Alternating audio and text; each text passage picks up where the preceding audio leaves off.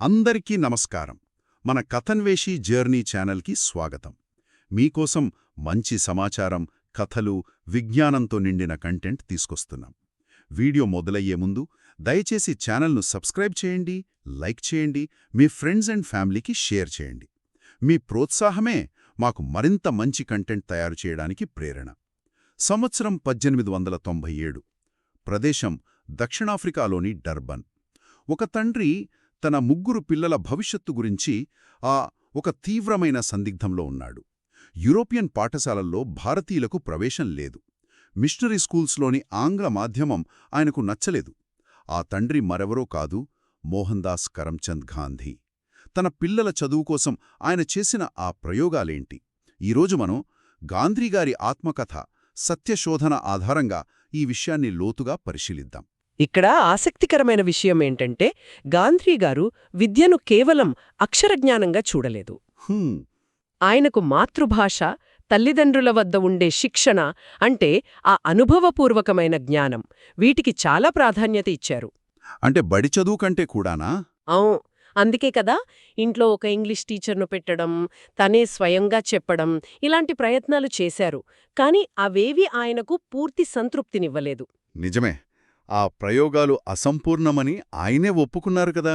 అవును. తన తోటి వాళ్లు పెద్ద చదువులు చదివినప్పుడు తమకా అవకాశం లేదనే లోటును తన కుమారులు అనుభవించారని కూడా స్పష్టంగా రాశారు. మరి దీన్ని చూస్తే గాంధీగారు తన పిల్లల భవిష్యత్తుతో ప్రయోగాలు చేశారా అనే ప్రశ్న వస్తుంది. ఆ ప్రశ్నను గాంధీగారే ఎదుర్కొన్నారు. అలాగా? ఆయన స్నేహితులే ఆయన్నే నిలదీశారు. వారి రెక్కలు కత్తిరించే హక్కు మీకెక్కడిది అని అడిగారు. మరి ఆయన సమాధానం? ఆయన సమాధానం చాలా లోతైనది.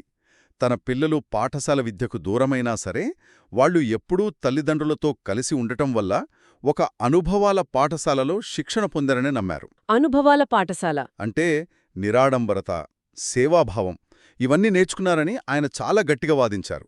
అంటే ఇది కేవలం విద్య గురించిన చర్చ కాదు, విలువల గురించిన చర్చ అన్నమాట.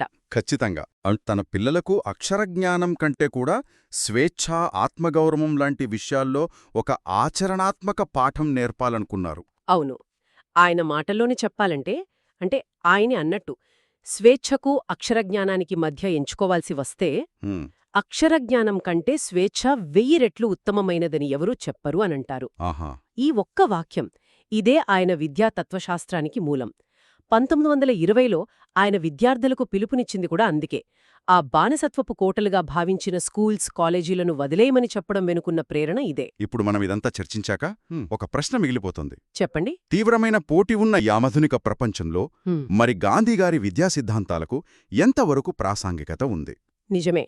అంటే అనుభవం ద్వారా నేర్చుకోవటం ఒకటి, విద్యాసంస్థల నుండి పట్టాలు పొందటం మరొకటి. ఈ రెండింటి మధ్య సరైన సమతుల్యతను ఎలా సాధించాలి?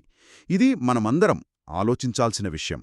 వీడియో నచ్చితే సబ్స్క్రైబ్, లైక్ మరియు షేర్ చేయడం మర్చిపోవద్దు. మరియు కింద కామెంట్స్లో చెప్పండి తరువాతి వీడియో ఏ టాపిక్పై కావాలి. మీ సూచనలు మాకోసం చాలా విలువైనవి. తర్వాతి వీడియోలో కలుద్దాం. ధన్యవాదాలు.